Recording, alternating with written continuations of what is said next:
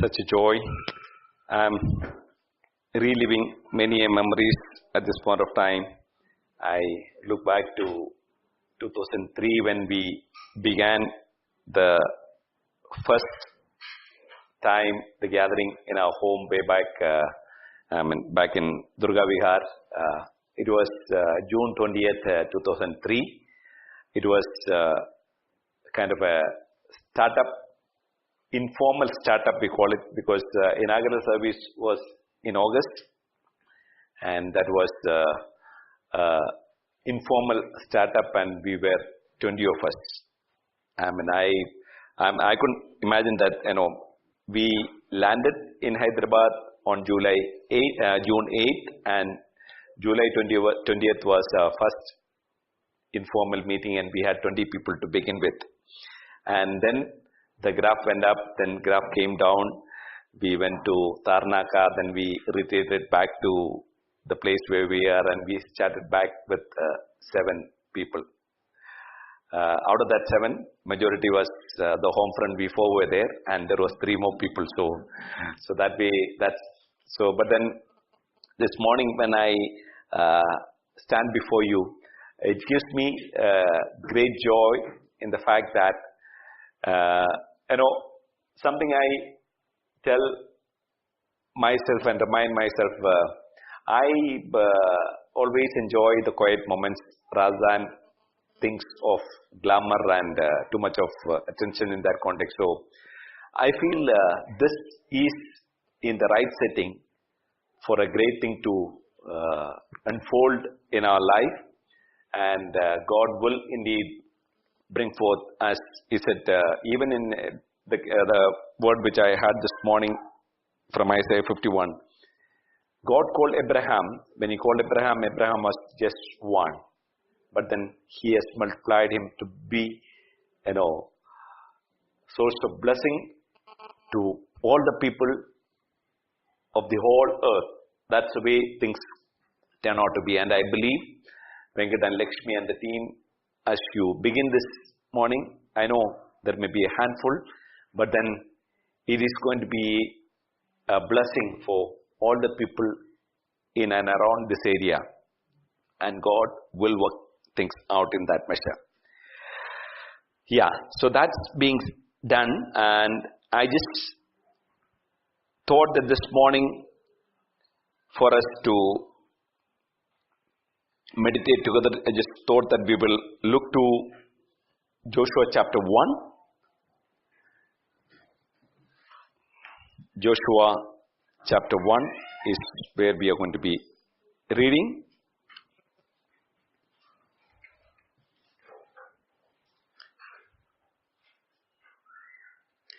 We will read the first verse from 1 to 9, and then we'll read from verses 16 till the end. Right? Okay. After the death of Moses, the servant of the Lord said to Joshua, son of Nun, Moses said, Moses, my servant, is dead.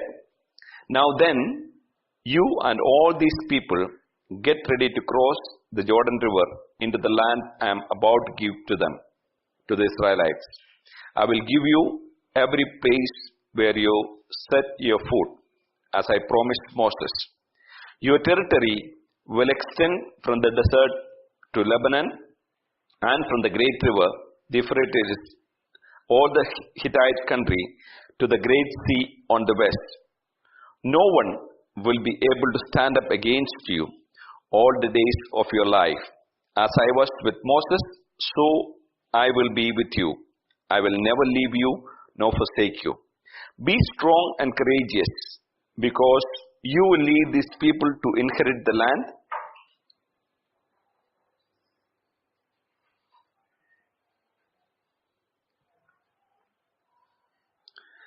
I swore to their forefathers to give them. Be strong and very courageous.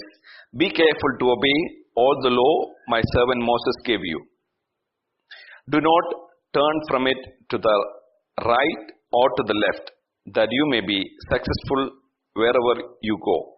Do not let this book of law depart from your mouth. Meditate on it day and night, so that you may be careful to do everything written in it. Then you will be prosperous and successful.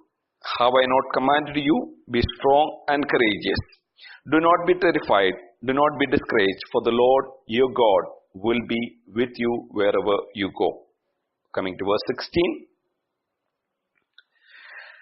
Then they answered Joshua, whatever you have commanded us, we will do, and wherever you send us, we will go. Just as we fully obeyed Moses, so we will obey you. Only may the Lord your God be with you as he was with Moses. Whoever rebels against your word and does not obey your words, whatever you may command them, will be put to death. Only be strong and courageous.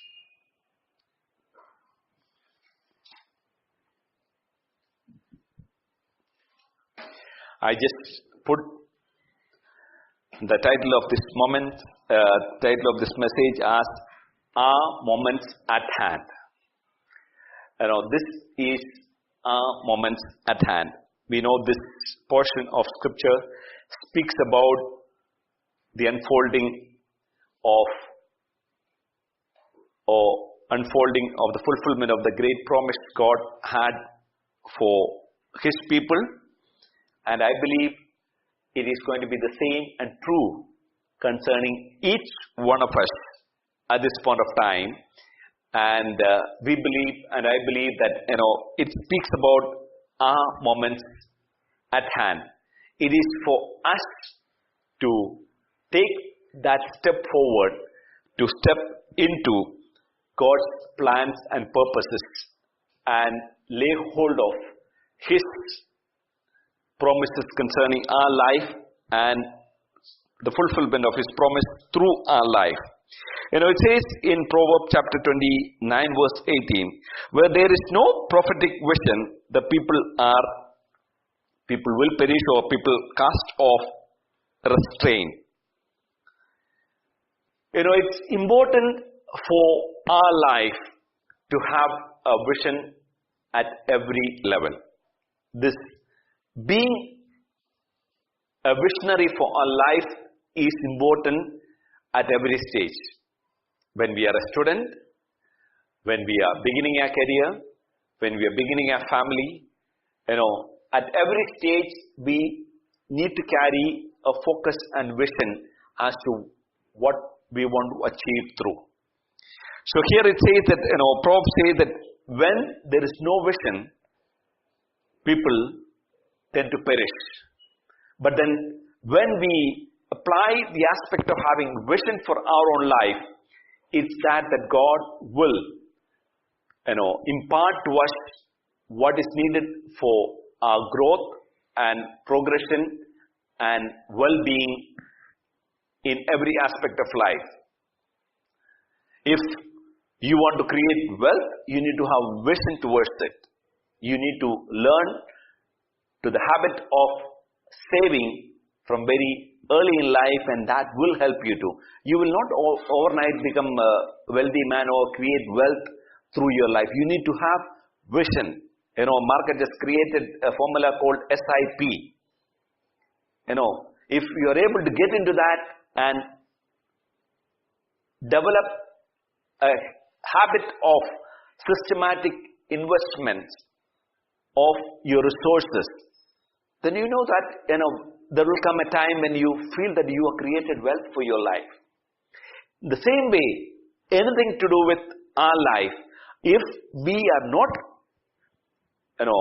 growing and progressing with a vision, it could be that we end up disappointed. But in God's plan, it says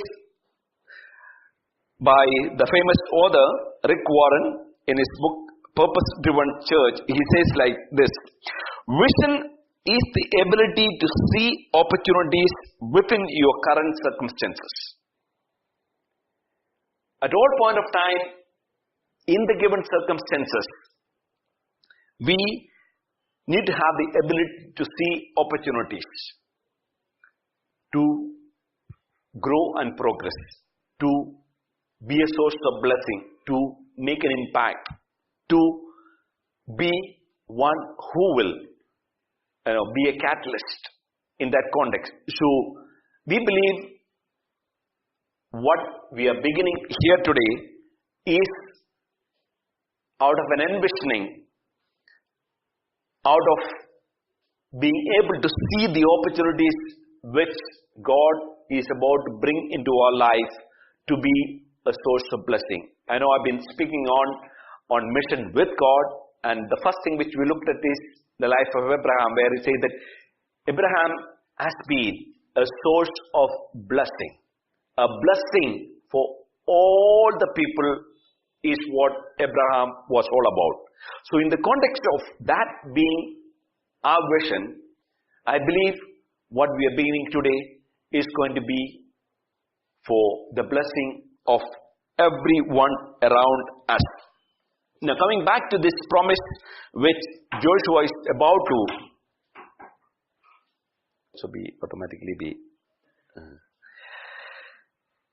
So we are looking at this being the Kairos moment of the fulfillment of God's promises. Kairos moments, that is, the time is right. In Galatians chapter 4, we read, in the fullness of time, Mary gave birth to Jesus.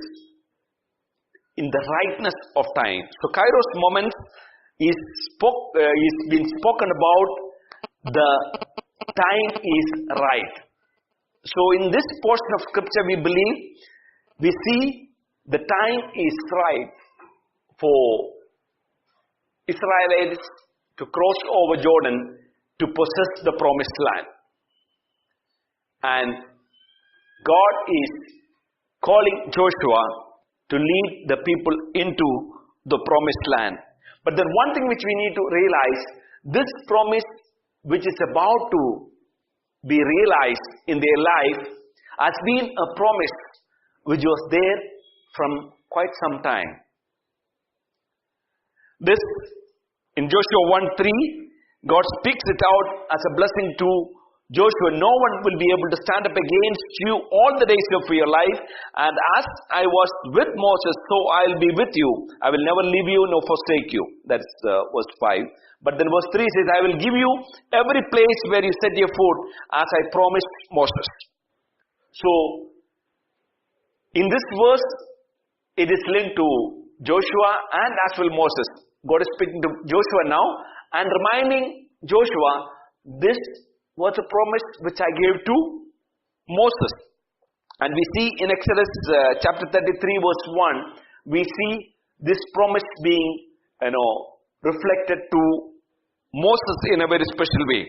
And when he says that, we'll go back to Exodus 33 for a minute for us to understand the context of what I want to build up on.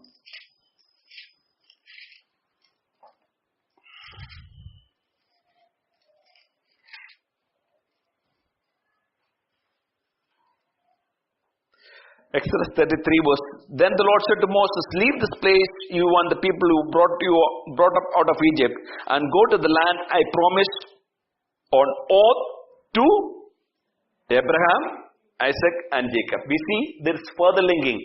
It is not just to Joshua. To Joshua he is telling, this is what I promised to Moses. And Moses, when he comes, he is telling, this is what I promised to Abraham, Isaac and Jacob.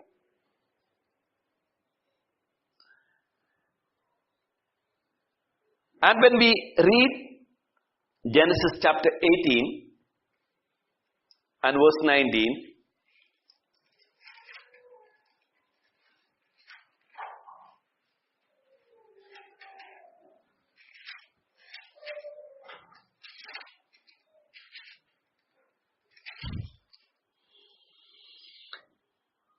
it says that, for I have chosen him so that he will direct his children and his household after him to keep the way of the Lord by doing what is right and just, so that the Lord will bring about for Abraham what he has promised him. So, in the promise, as what has began with Abraham, I know that we will look back to, it's not just began with Abraham, but it says that something which is given to Abraham, and we see that in God choosing Abraham, he is choosing us too. For I have chosen him so that he will direct his children. His promise is linked to Abraham's children, and the progression happens in that context.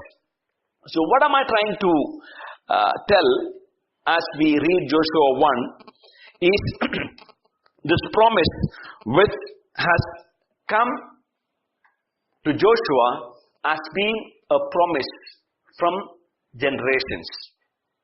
Now we go back to read Genesis chapter 1:28. We see the blessing God speaks to the life of Adam. And when we come to the Genesis chapter 9, we read God's promises to Noah as well. So this promise and this covenant was for all successive generations, which includes you and me. That's the first point which I wanted to emphasize this morning. Now we are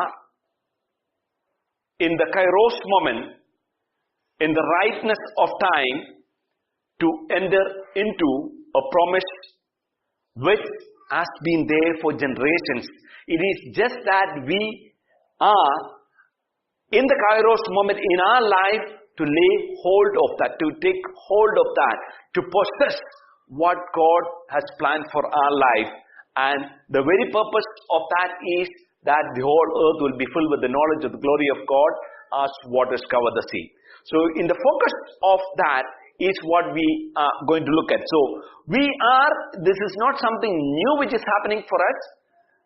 We are part of this generational blessing which God has promised for us, and we are at the Kairos moment, as in the case of Joshua, to step into, take hold of that and to possess that into our life. That's what we want to emphasize to begin with. But then, we know that we are at Joshua chapter 1. But then, before we could come to Joshua chapter 1, these chapters written in the book of Numbers where 13 and 14 were written. And we see in the context of that there were barriers. We are in the Kairos moment, but then we look back into the life of these people, Israelites, we could see that they could have inherited this promise much before. But then there was this barriers. So in as much as we are about to step into the Kairos moment in our life, it's also good for us to look back to see that we are not repeating history again through our life, and we are not being party to the barriers for this promise fulfillment. Before Joshua chapter 1 happened the chapter of number 11, number 13 and 14, and which speaks about the journey of this people called Israelites. They began out of Egypt, over 6 lakhs people. But then we see that those over 6 lakh people all perished in the wilderness, and out of those 6 lakh, over 6 lakh people, only 2 enters the promised land. A journey which was to take them just over 11 days. At this point of time, is clocked to reach or complete 40 years of time. We need to see, though we are about to step into the Kairos moments in our life, if we are not watchful and careful, it could be detrimental in delaying, in embracing the promises God has for us. So what we can see from chapter 13 and 14 of Numbers is that Moses, there was a point of time they were like the Kairos moment. Joshua was at this point of time. And Moses sent the spies, selecting one leader from each tribe, and he went people out to assess the land. And they went and saw that land was good, and it was indeed as God promised, the land flowing with milk and honey, and the fruit in the land was good. That's what they assessed. But then they also saw giants and their strength, and considered themselves as grasshoppers. There is something tragic happen in the context of the people who are gone to spy the land. Though when they assessed the land in line with what God has promised, but then they also took note of something in the wrong context, that they saw the people there as giants and they find them to be strong, and in comparison to those people, they felt themselves to be grasshoppers.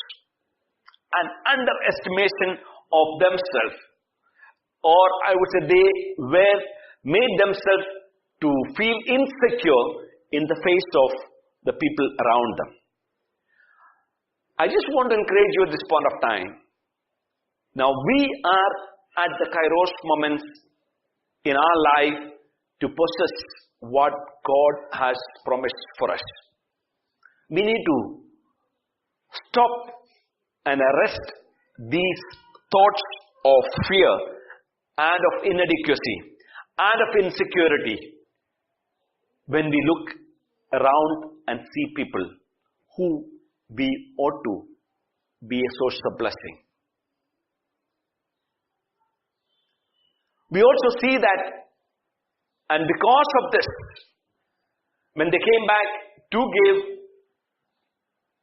a kind of report against the majority of 10, and the majority of 10 was received well by the majority of the people, and there was a rebellion against the leadership. They criticized the leadership and they asked for a change in leadership. But then, yet again, there was this confusion which has crept into their life because of their wrong assessment of the situation. And we could see that only one recognized that they themselves were stronger than the enemy because God was with them. This is the scenario. This is, in a sense, the barrier which they have come up at an earlier stage of Kairos moment. It was almost the Kairos moment, but then, it was slipped out of their life because of these, miscalculations and representation of things which has come upon their life. And because of that, they could not allow the realization of the Kairos moment in their life. That we need to see that we are not stepping in. Though this is the Kairos moment for our life, we should see that history itself, we should not allow history itself to be repeated in the way which will adversely affect our growth and progress. So what was the key things of their difficulties at this point of time? That they did not end up because they acted in stubbornness, disobedience and unbelief. We need to handle these things. I know sometimes we can, today is the beginning of the Sunday. There is this many of people are there. Maybe next Sunday, there may not be this many people. Then, sometimes we can get onto, I think it's a foolish thing of working towards this thing to realize. There are many times we have, died to ourselves when we look back, when, as I said, the beginning of time, and it was that we had our service start at 10:30 those days, and 10:15 my heart beat fast. The beat will start fast because 10:50 nobody has come. Everything is ready and set, but nobody has come. Then 5 minutes past I start walking. I'm restless.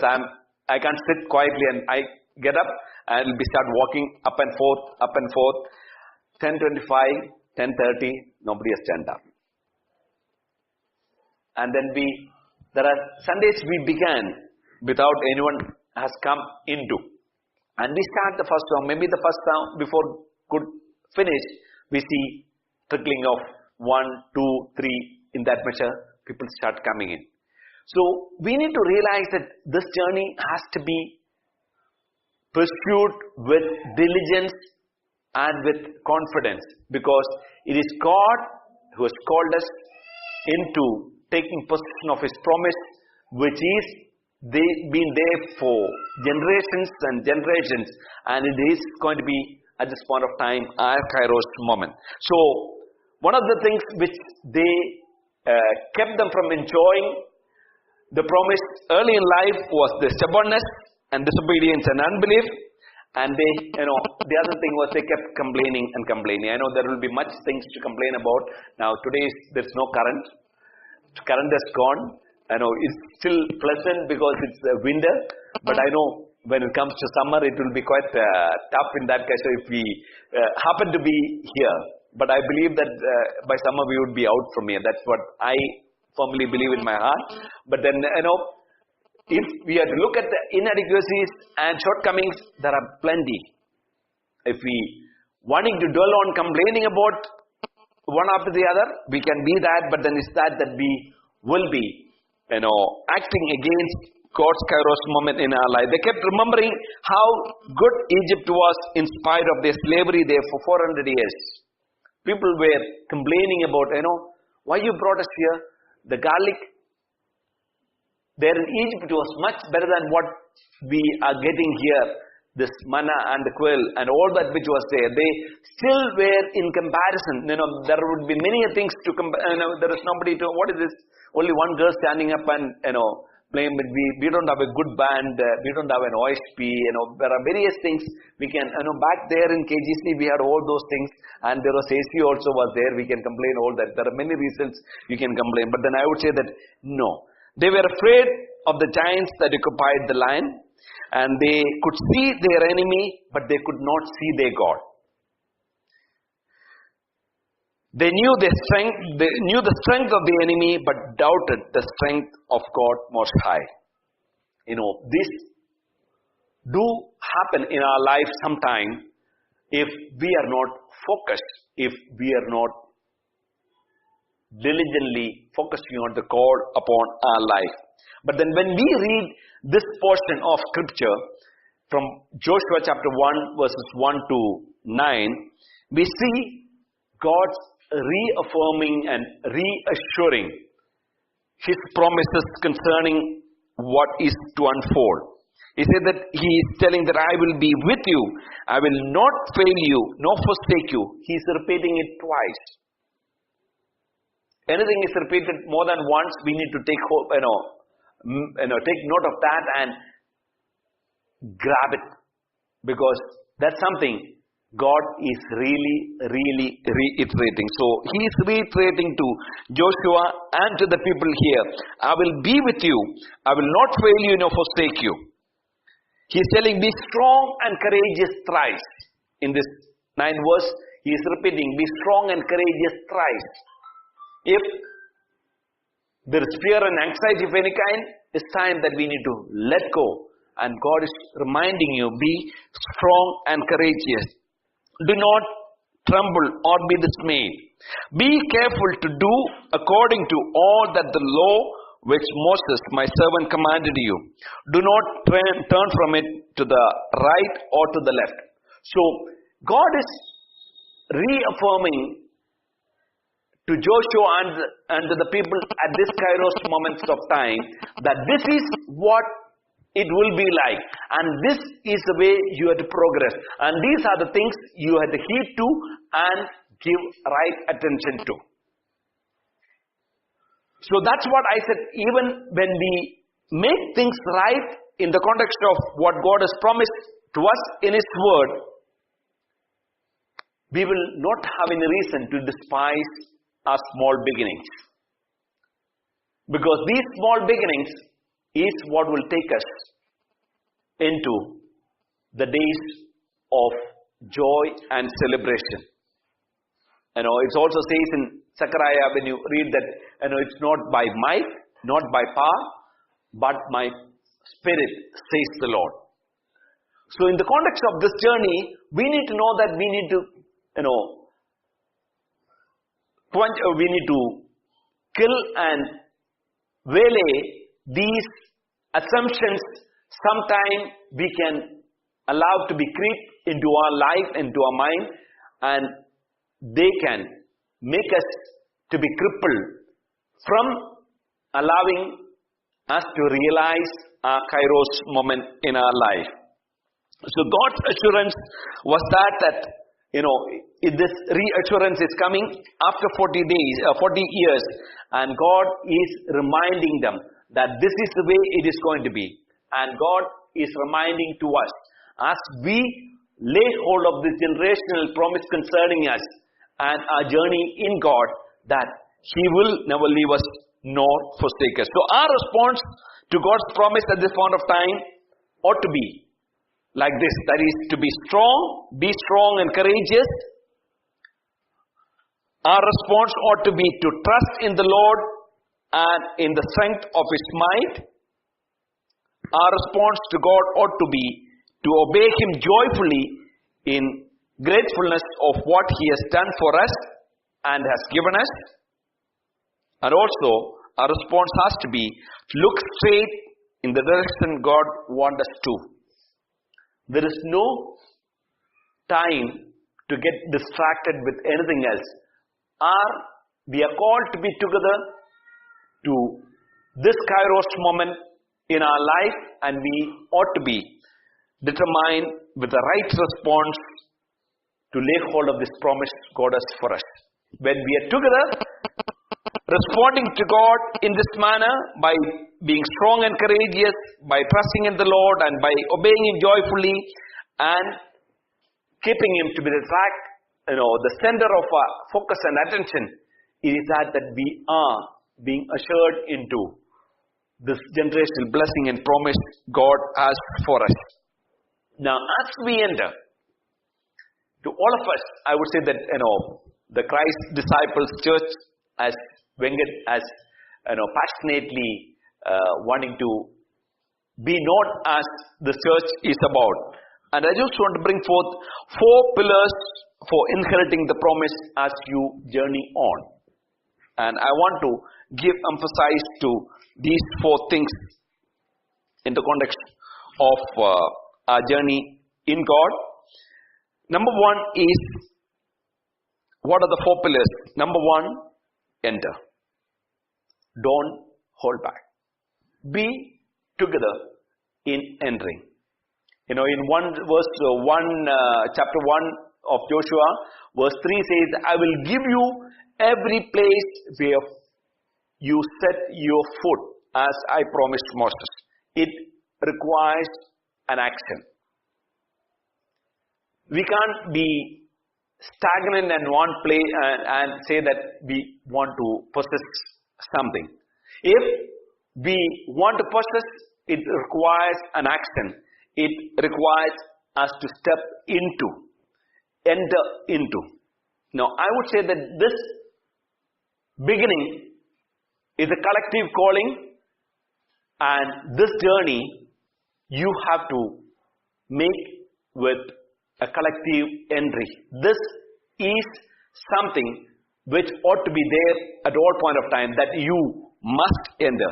All should be there, entering into this promise, entering into this calling which God has for us. We all should be there in this. Enter if you are not already there. We are confident of entering together. We ought to be confident. That involves that we owning up this vision for us to enter. Yes, I want to be part of this. I want to be part of this entry. I want to be part of this journey. I want to be part of laying hold of this promise. It involves us to conceptualize what ought to be happening through our life. That's where many things about the kingdom, many things about the church to be conceived in our life well. We need to get impregnated with the things of God, things of the kingdom, and things of the church. And when we conceived it well, we will not have any hesitation to enter collectively and together. Then because we know that it is not about a lone journey, it is about a journey of togetherness. Interdependent journey is what God is calling us. Many a time what we see is, something which people have not grasped well. If they are not grasped well about the church, you will find them to be, lonely rangers. They just float around. But those who have got the vision of the church well, they understand the importance of being collectively together and journey together. I want you to encourage you. Ask God to enrich you and to allow you to conceive the vision of the church well. Because vision of the church is more important. If you have not got the vision of the church well, you still feel that you are an independent person walking on in this journey of life. No, God is not calling you to walk independently. God is calling you to walk interdependently. That's where we allow the realization of Ephesians chapter 3 verse 10. And God's intent was that now through the church, which includes me and you, that we become partners in God's plan and purpose as we take the first step of entry into God's plans and purposes. So the first pillar is enter. The second one is enlarge. Now, as we have come, and he said that, Ephesians said that, not Ephesians, Colossians said that, as each part does its work, the building grows and grows.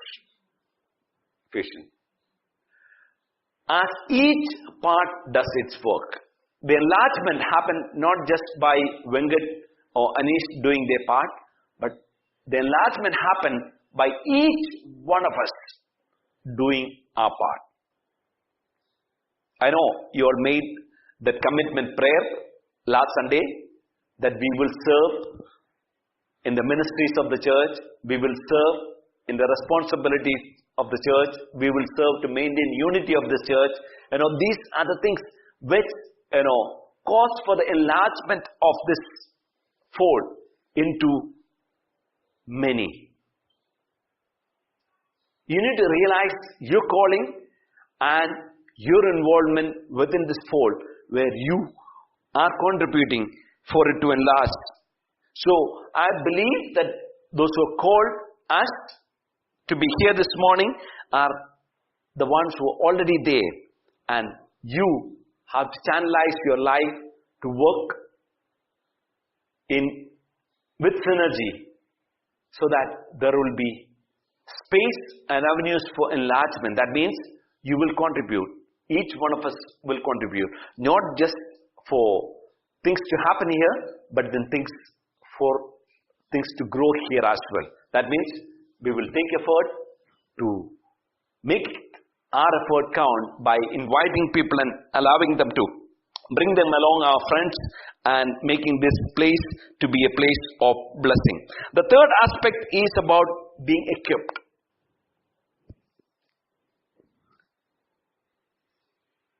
This is a home church is the best place to get equipped for greater works.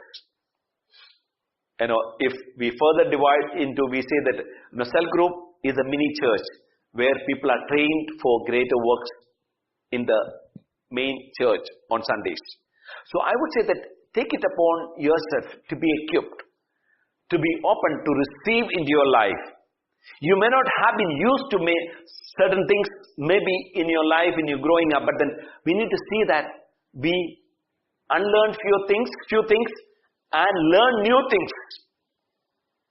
We emphasize about individual priesthood of every believer. That require each one of us to participate. Now, there are, a few who can be there in this. Now, if we take the opportunity at hand, when we grow bigger, we know that there will be many more people in that context, so there will be, you still feel, oh, there are more people. But then I would say that when there are few, it is more so you who will be counted to participate, to share a word, to read a scripture, to raise your voice in worship. So I would say that open up yourself to be equipped, to be strengthened, that you are no more a weakling anymore, but then you become a solid rock for this church to be established. So you need to break many barriers in your life, in your journey, which you have never trodden through, but then you need to allow the Spirit of God to come and break many barriers, help you to break many barriers. Maybe sometimes the fear barriers, sometimes the anxiety barriers.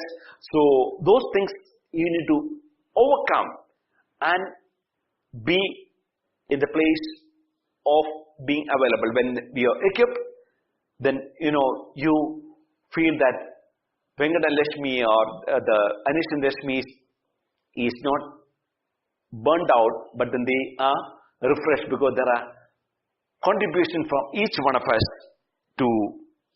in the journey of life as we are. So 4 pillars of inheriting the promise is enter, enlarge, equip, and then the last one is encourage.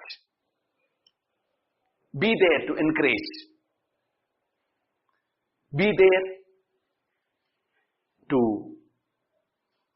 bless and to be of help to one another.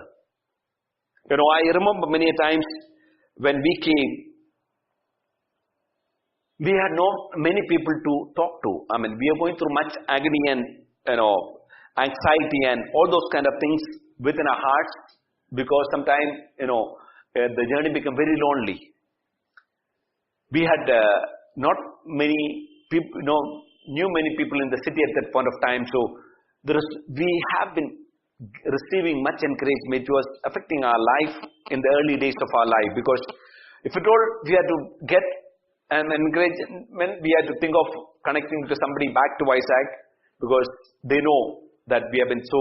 Sometimes they are in their business of activities, they forget to call us up. Sometimes they don't call us up. Then we used to feel little low within ourselves. But then we need to know that this first fruits, as you are, I would say that ought to be standing up with one another, encouraging one another, inquiring of one another, and establishing such rapport and friendship and relationship in your journey of growth, so that this journey will be of such synchronized, calibrated one, which will bring much blessing. Which will bring much blessing in every way. So we need to think of this journey not as an individual journey. We need to think of this journey which we are beginning, or when we are at this Kairos moment of our journey, we need to realize it's a collective journey, and then this ought to become something which will catch momentum and which will grow and which will indeed bring forth much glory and honor to God. But the God's question is, I'm wanting to come back to read verses from 16. When call of God has come upon Joshua, and God has affirmed and assured and instructed him this. And then he said that, verse 12 onwards, verse 10 onwards, Joshua take the lead in allowing the realization of the Kairos moment, and tells people this is the way to go about in realizing the Kairos moment in our life. And then comes verse 16. Then they answered Joshua, whatever you have commanded us, we will do. And wherever you send us, we will go. Just as we fully obeyed Moses, so we will obey you. Only may the Lord your God be with you as he is with Moses. Whoever rebels against your word and does not obey your words, whatever you may command them, we will put to death. Only be strong and courageous. This is what we see, a rallying around of the people who are standing with Moses to realize the Kairos moment. This is the response of the people. Joshua, you're not alone. We are with you. CDC, Christ Disciples Church. I know you are about to realize your Kairos moment. I know Venkata and Lakshmi has taken the lead in this front of realizing to possess the promise which God is concerning each one of you. But then, are you going to be standing with them with this kind of a pledge and commitment, with this kind of a resolute affirmation to them at this point of time? And then it will be the unfolding of the journey of the possession of the land will happen.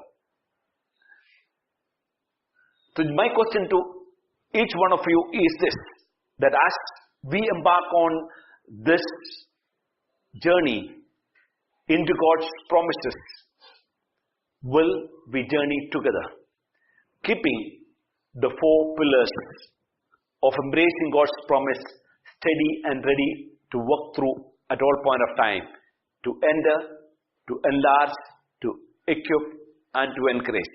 When we allow this to function and happen in the rightness of order, I'm sure that, as I said from Isaiah 51, though Abraham was one, many is called, he has made them to be blessed to be many and to be a source of blessing for all the people. I pray this morning that may CDC become a source of blessing for all the people. And to that, I want to tell you that may your attitude and may your actions be synchronized in such measure to see that you are going to be a force to be reckoned with because of you allowing your synergy to work together for God's glory and honor. We want to reaffirm ourselves into this call and into God's purposefulness this morning as we are going to take part in God's table. This is, in a way, we are telling, Lord, we are putting a hand into yours in this new journey, into this new calling. And we are going to tell God this morning this. We are seeking the union to affirm ourselves to be with this journey fully and totally. And that's what we are going to be doing that. So I just want to give you maybe a couple of moments for you to make yourself to be ready at this point of time.